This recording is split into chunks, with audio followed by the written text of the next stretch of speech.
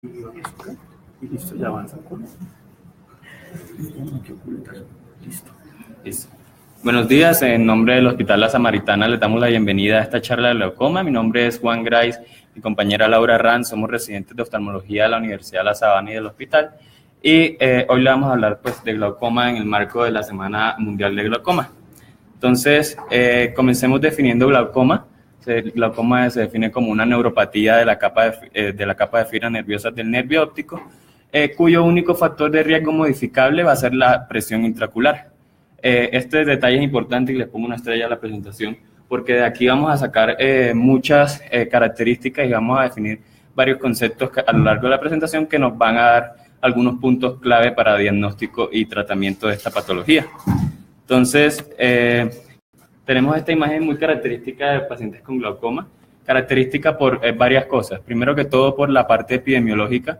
Lo que vemos aquí son dos niños, sin embargo, si bien pues vemos en nuestra familia quien casi siempre ve a los niños son sus padres, y pues epidemiológica porque realmente el glaucoma, aparte de ser una enfermedad silente, como lo hice en la presentación, es una enfermedad que aparece más que todo después de los 40 años. Después de los 40 años y que tiene una prevalencia bastante aumentada, ya en este momento con 2 millones de personas sufren de glaucoma en los Estados Unidos, que pues son los que más tienen estudios epidemiológicos al respecto, y esta prevalencia va en aumento, una enfermedad que realmente afecta la calidad de vida de gran número de personas. Entonces, por ser una enfermedad silente, aparece el World Glaucoma Week con el programa BIG, que es Venzamos el glaucoma invisible. Glaucoma invisible por su forma de evolución y porque lo que realmente hacemos nosotros los médicos con este tipo de enfermedades es tamizarlas para prevenir su progresión y para prevenir la pérdida de calidad de vida de este tipo de pacientes. Entonces, entre factores de riesgo, tenemos múltiples factores de riesgo que van a depender del tipo de glaucoma que tengan las personas. Más adelante vamos a ver que existen muchos tipos de glaucoma, pero digamos los más importantes y que tienen estudios de asociación con más relevancia son la avanzada, un componente heredofamiliar importantísimo, las mujeres con hipermetropía, los pacientes con miopías altas y pacientes con hipertensión arterial sistémica. Entonces, ¿pero qué es la capa de fibras nerviosas? Como les dije ahorita, la definición, pues el glaucoma es una neuropatía de esta capa de fibras. Por lo tanto, debemos ver qué es la capa de fibras nerviosas.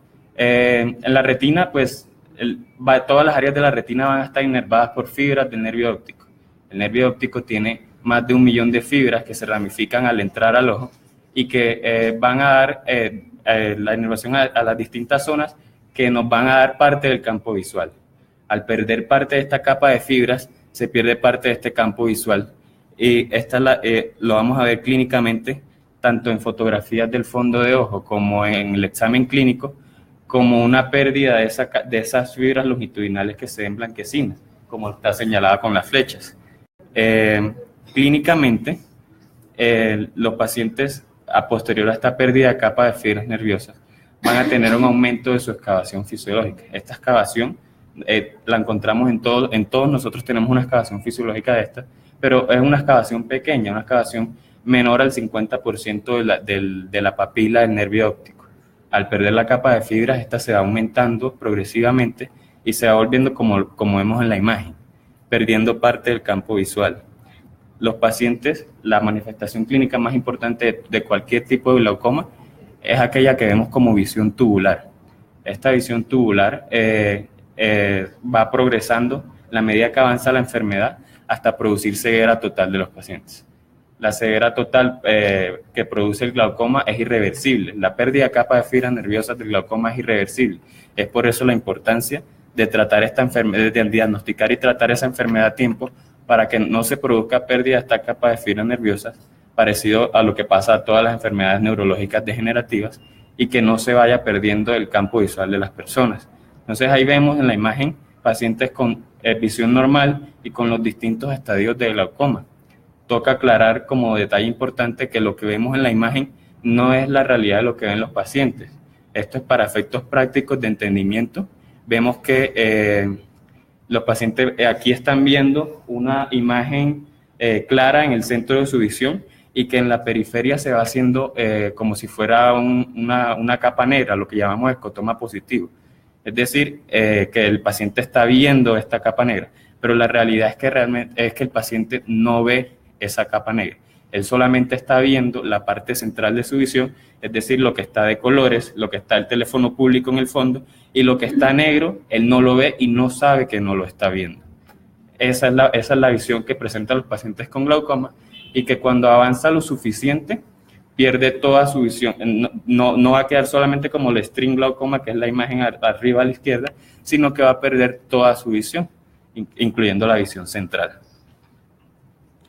Entonces, la progresión del glaucoma, como lo veíamos ahorita en la clínica, también lo podemos ver al examen oftalmológico, no solamente mediante un examen por el oftalmólogo con los distintos dispositivos que poseemos, sino con un examen de fondo de ojo con oftalmoscopio directo, ya sea en su casa, o en urgencias o donde sea que trabaje, en donde vemos en la imagen izquierda es un fondo de ojo normal con una excavación pequeña, la excavación fisiológica que cualquiera de nosotros que no posea glaucoma puede tener, y la imagen derecha es una excavación completa, donde se ve que ni siquiera se ve el huequito, el agujero o la excavación fisiológica de la capa de fibras nerviosas, sino que ya se ve completamente excavado el nervio.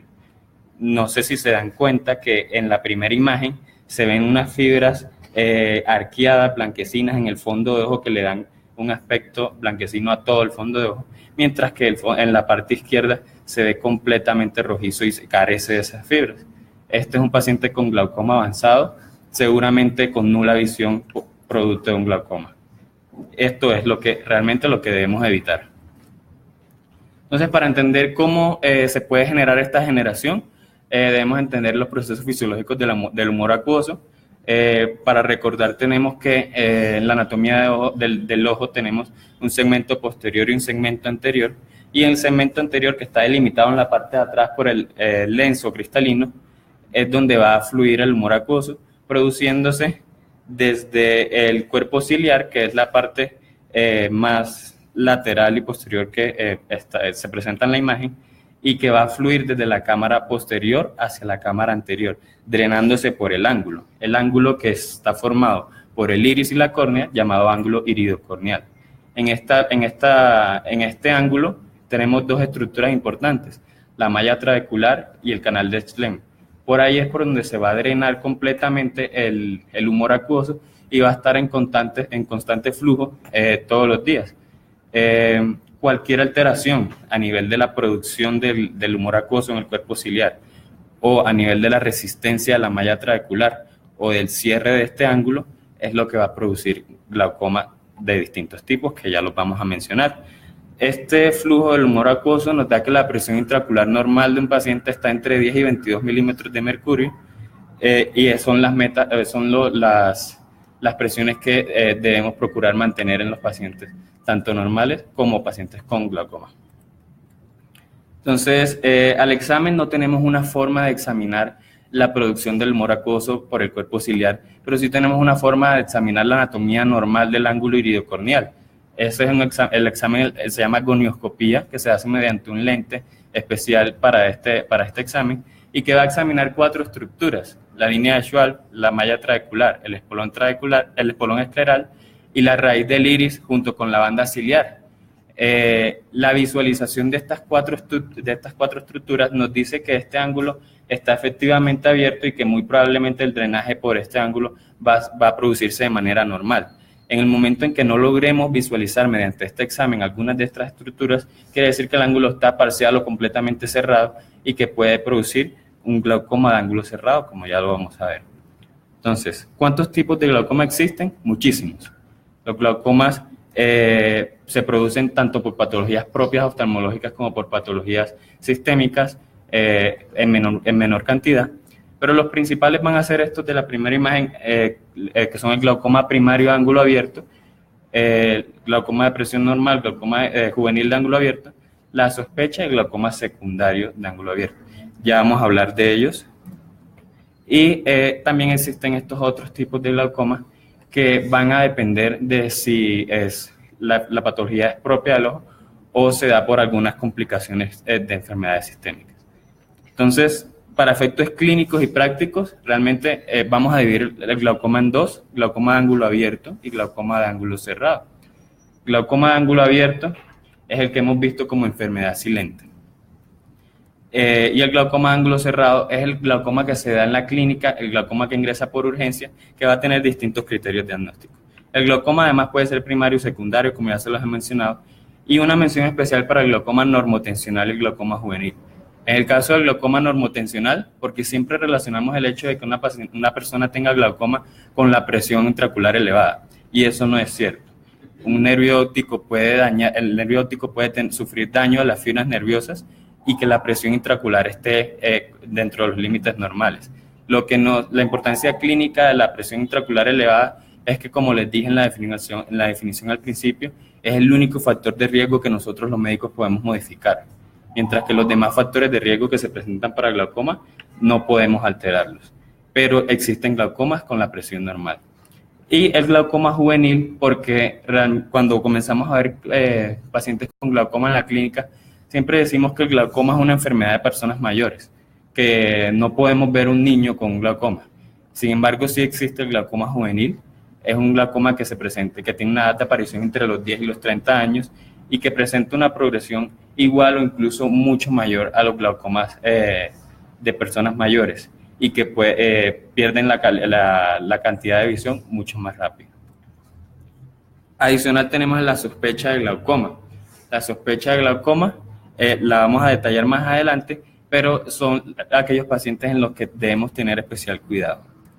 Entonces, para diagnosticar un glaucoma de ángulo abierto, tenemos los siguientes criterios que deben cumplirse todos para pensar que realmente es un glaucoma de ángulo abierto. Primero, el aumento de la presión intraocular, los cambios estructurales del nervio óptico, con las excavaciones que ya les he mostrado, pérdida de campo visual producto de las excavaciones anormales del nervio óptico, y que al examen presente un ángulo iridocorneal completamente abierto. Estos pacientes de glaucoma de ángulo abierto son aquellos que presentan una evolución silente. Por su cronicidad, por su aparición, no presentan mayor sintomatología, como si presentan algunos otros glaucomas, de dolor y complicaciones oculares, y para diagnosticarlos realmente se insiste en el tamizaje. Pero además tenemos el glaucoma de ángulo cerrado. El glaucoma de ángulo cerrado, como les mostraba ahorita, el ángulo iridocorneal, es aquel en donde el iris, por distintas complicaciones o por distintas características, puede juntarse con la córnea y cerrar este ángulo, produciendo una acumulación de la producción de humor acuoso de manera súbita.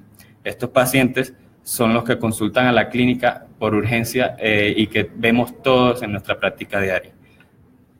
Imagenológicamente se puede diferenciar. Lo que vemos aquí es un OCT de ángulos, en donde se ve claramente en la primera imagen que el iris está mucho más cerca de la córnea y el ángulo iridocorneal es mucho menor que en la segunda imagen, donde se ve mucho más amplio este ángulo. También llama la atención que en la primera imagen toman algunas medidas, como hay una que ponen ahí súper inferior, donde dice que mide 1.54 milímetros. Lo importante de eso no es que nos aprendamos que tenga 1.54 milímetros. Lo importante de eso es que lo que vemos es que es una cámara anterior estrecha. ¿Eso qué quiere decir? Cualquier persona que tenga tendencia a presentar cámara anterior estrecha, como son las personas asiáticas, como son las personas muy mayores, como son las personas con hipermetropías altas, que presentan una longitud del ojo más corta o un ojo más pequeño, en otras palabras, pueden presentar un glaucoma de ángulo cerrado. Aparte de eso, hay una mención especial para muchos reportes de casos por consumo de sustancias alucinógenas, porque vemos que personas que tengan estos factores de riesgo que anteriormente he mencionado, además, por consumo de sustancias alucinógenas, algunas sustancias producen dilatación excesiva del esfínter iridiano, y esa dilatación excesiva puede llegar a cerrar la malla trabecular, produciendo también un glaucoma de ángulo cerrado. Entonces, la clínica de estos pacientes, tenemos que estos pacientes van a presentar un dolor ocular unilateral severo irradiado a ese hemicráneo, con ojos rojos, con visión de halos de colores, y producto de este dolor van a presentar muchos síntomas vasovagales, náuseas, vómitos, cefalea intensa, y también van a presentar midriasis mediano reactiva, iris bombé, que es la configuración del iris echada hacia adelante, y clínicamente también podemos ver mediante exámenes escotomas centrales o paracentrales. En la foto vemos imágenes de cómo se ven algunas personas con glaucoma de ángulo cerrado, donde se ven un ojo completamente rojo con una córnea que se ve medianamente opaca en el caso de la primera imagen, o muy opaca en el caso de la imagen de abajo, y se ven algunos cambios en el iris que ya vamos a ver como ciertas complicaciones. Entonces, el diagnóstico de este tipo de glaucoma es el diagnóstico que todos debemos hacer en la urgencia. Se hace por la clínica que anteriormente les mencioné, se hace y se complementa mediante examen oftalmológico, mediante la toma de la presión intraocular, mediante la medición del ángulo iridocorneal con la gonioscopía, o al toma de algunos exámenes como campos visuales o fotos del nervio óptico que documenten que efectivamente está habiendo un daño a la capa de fibras nerviosas del nervio. Complicaciones de esta patología de glaucoma de ángulo cerrado es que quede lesión glaucomatosa en el nervio óptico permanente a pesar de haber sido solamente un episodio, que haya isquemia nerviosa, oclusiones vasculares retinianas, que producto de la presión intraocular el iris queda atrófico, como lo vemos en la imagen de abajo, donde se perdió el pigmento de gran parte del iris, que quede una midriasis fija producto de parte de este iris que produce la dilatación del esfínter pupilar, y el Glaucomflecken, que es una catarata producto del aumento súbito de la presión intraocular, que es lo que vemos en la imagen de arriba, donde se ven opacidades blanquecinas, como manchas blanquecinas en el cristalino, que se dio producto de un glaucoma de ángulo cerrado. Bueno, en cuanto al tratamiento y sus objetivos, finalmente pues es mantener la calidad de vida visual y general pues del paciente, minimizando finalmente la pérdida de la función visual, como el doctor les acaba de mencionar, y teniendo en cuenta pues tener los menores efectos secundarios de los medicamentos que vayamos a elegir. Entonces hablamos de una presión pues intraocular ideal, en donde la presión estable pues debe detener o retardar el daño del nervio óptico. Esta va a ser variable entre cada paciente y dentro del mismo paciente durante el seguimiento de su enfermedad, y esto va a depender de la severidad y los factores de riesgo que cuente con cada paciente. Dentro del control periódico vamos a hablar pues de la presión intraocular, de la visualización del nervio óptico y de la toma de los campos visuales para ver su estabilidad o si va avanzando la enfermedad a lo largo del tiempo.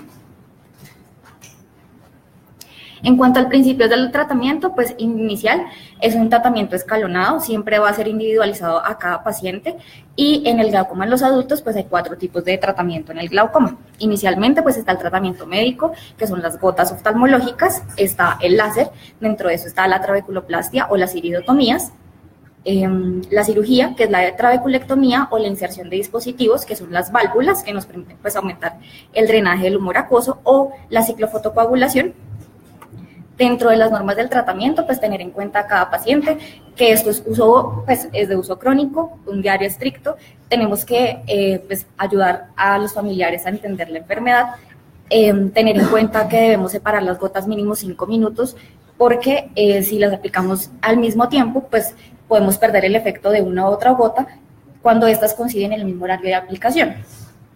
Importante pues entender el propósito de por qué le damos gotas a un paciente y por qué le damos 1, 2, 3 gotas a un paciente, y tener en cuenta pues que como todo medicamento pueden tener efectos adversos. Tener en cuenta pues que cualquier tratamiento pues tiene un manejo individual para cada paciente, y tener en cuenta que los pacientes pues dependiendo de esos factores de riesgo y según la enfermedad que tan avanzada esté, va a requerir algunas terapias combinadas. En cuanto a los colirios oftalmológicos, entonces iniciamos con los análogos de prostaglandinas, cuyo finalidad pues es aumentar el drenaje del humor acuoso a través de la vía uveoscleral. Dentro de estos medicamentos está el latanoprost, que es POS, para que pues ustedes sepan, está el bimatoprost. Estos como efectos adversos podemos ver que aumentan la melanina, y con esto vamos a ver un aumento de la pigmentación del tejido periocular, o en algunos pacientes aumento del pigmento del iris, o en algunos pacientes pueden encontrar crecimiento de pestañas. En cuanto a los beta bloqueadores, Entonces, tener en cuenta que pues ellos, su objetivo es reducir la producción del humor acuoso. Tenemos entonces el más conocido es el timolol, que lo podemos encontrar en una concentración del 0.25% o 0.5%.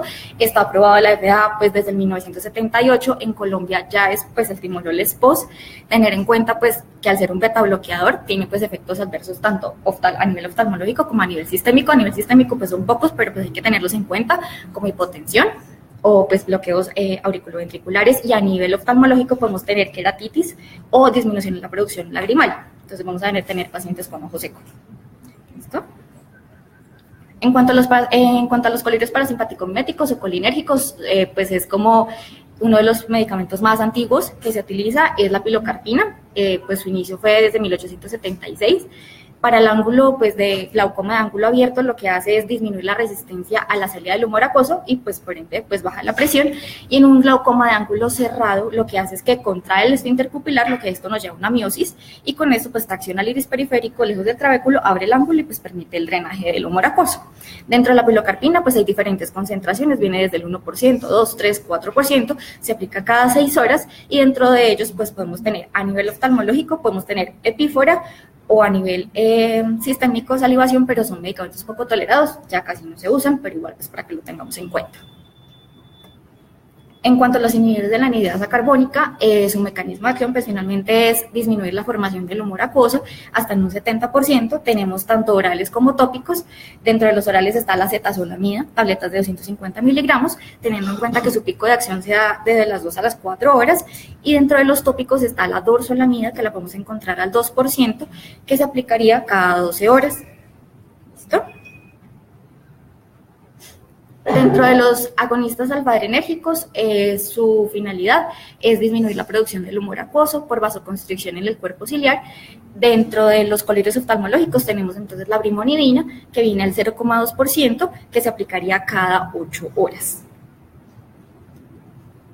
Dentro de los agentes hiperosmóticos, finalmente ellos lo que hacen es controlar los episodios agudos. Nosotros lo utilizamos más es en el glaucoma de ángulo agudo o ángulo cerrado.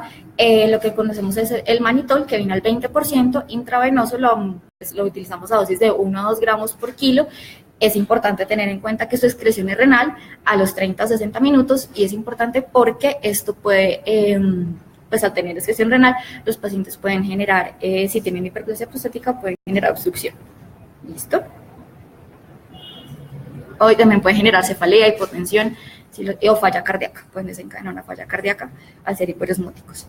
Entonces, cuando nosotros empleamos una cirugía en paciente con glaucoma, principalmente cuando hay una inhabilidad pues, para mantener una presión intraocular adecuada, obviamente teniendo en cuenta las características de cada paciente, cuando el daño progresivo glaucomatoso pues, persiste a pesar de tener una terapia máxima tópica, que sería tener 3 medicamentos antiglaucomatosos tópicos con diferentes mecanismos de acción, tener una intolerancia al tratamiento o que el paciente no cumpla con el tratamiento que se le inicia. Entonces, dentro del tratamiento láser está la trabeculoplastia. Lo que hacemos entonces con esto es aumentar el flujo del humor acuoso. Esto se hace con láser. Hay varios tipos de láser que se hace con el láser argón, diodo o kriptón. Y lo que hace esto es finalmente reducir el número de gotas que el paciente va a utilizar. Es bastante, pues cuando es efectivo, es útil, pero su efectividad puede disminuir a largo plazo, aproximadamente 2 años. ¿Listo? En cuanto a las cirugías pues, infiltrantes, está la trabeculectomía, que ya pues, es una cirugía un poco más agresiva. Esto lo que hacemos nosotros es crear pues, una vía alterna al drenaje del humor acuoso. Importante tener en cuenta que pacientes que sean sometidos a este tipo de cirugías deben tener pues, un control estricto posoperatorio, y pues finalmente todo esto es con el fin de tener una disminución en el número de gotas del paciente. En cuanto a los implantes de drenaje, existen varios. Estos son válvulas que se implantan subconjuntivales para crear un drenaje alterno al humor acuoso, y se colocan pues, en la cámara anterior. Esto, la que más utilizamos es la de la mitad, se llama válvula de Ahmed, que es una válvula unidireccional, lo que nos permite solamente la salida al humor acuoso, y finalmente pues esto es bastante útil en pacientes en donde ya tenemos, donde ninguna de las anteriores cirugías le ha funcionado. ¿Listo? Entonces, como conclusión, pues, ¿qué podemos hacer para prevenir el glaucoma? Pues, inicialmente, visitar periódicamente al oftalmólogo. Otra cosa importante es que tener en cuenta que la visión por glaucoma pues si ya tenemos establecida la enfermedad, su pérdida pues de visión es irreversible y hay que, pues si la detectamos de manera temprana, iniciamos un tratamiento temprano y su constancia al control oftalmológico, pues se puede conservar pues la visión o por lo menos mantenerla con la que el paciente ya llegue. ¿Listo? Muchísimas gracias.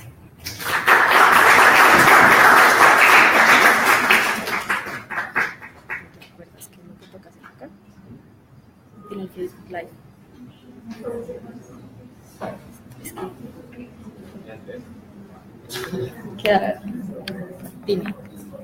Pues es que no sé si en Estados Unidos se autorizaba el uso de cannabis para el tratamiento de cáncer. ¿Cuál sería como la... Lo que pasa, sí. Según lo que estamos viendo, dice que también se han variado esas sustancias psicoactivas, entonces no sé, pues escucha mucho que en Estados Unidos lo usan. Pues que lo usen, sí, pero lo que pasa es que nosotros, o sea, gotas de cannabis para glaucoma todavía no hay, pero sí hay receptores, o sea, nosotros en la retina tenemos receptores que pueden ser utilizados como para medicamentos con cannabis y eso sí se ha visto que baja la presión, pero su efecto es muy corto a nivel intraocular. Sí, o sea, si mientras una gota el efecto te puede durar cada 8 horas, cada 12 horas, el medicamento con cannabis es de 5 minutos. La duda con respecto a las sustancias alucinógenas es que aquellas que pueden producir un cierre angular con glaucoma agudo son de sustancias alucinógenas que producen dilatación excesiva de la pupila. El cannabis produce un efecto contrario a eso. Aparte que el uso de cannabis en Estados Unidos para glaucoma todavía es un uso legal, o sea, un uso que está autorizado para realización de estudios, pero que todavía no es rutinario y no está incluido, digámoslo, en el post de ellos como procedimiento para glaucoma, como medicamento para el glaucoma. Acá eso todavía ni siquiera como estudio se está utilizando. Hay estudios, pero pues o sea, se está intentando lograr, pero se ha visto que su biodisponibilidad en el ojo es mucho menor a lo que tenemos en este momento con las gotas oftalmológicas. ¿Listo? ¿Alguna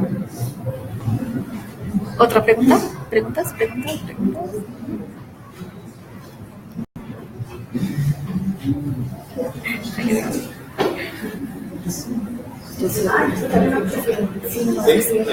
Toca volver a repetir la charla. ¿Qué otra patología puede utilizar?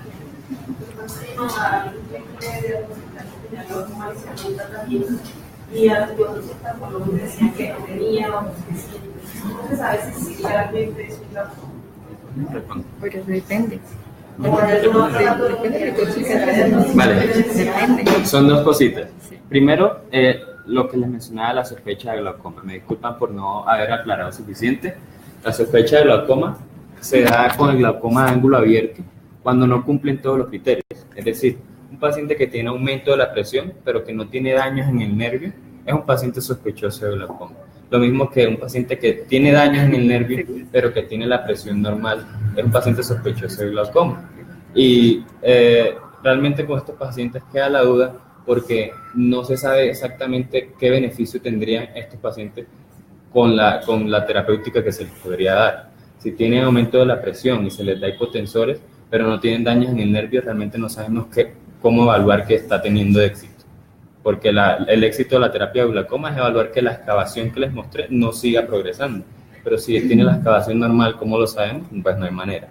Y aquellos que tienen daños en el nervio pero no tienen aumento de la presión, siendo el único factor de riesgo modificable por nosotros, pues realmente nos deja maniatados.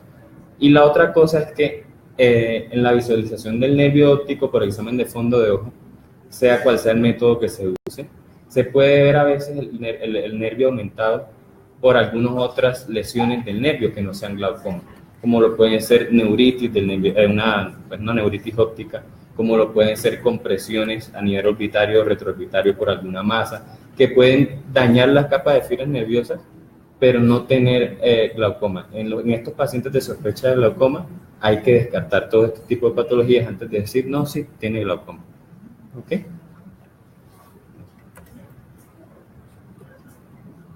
¿Alguna otra pregunta? Bueno.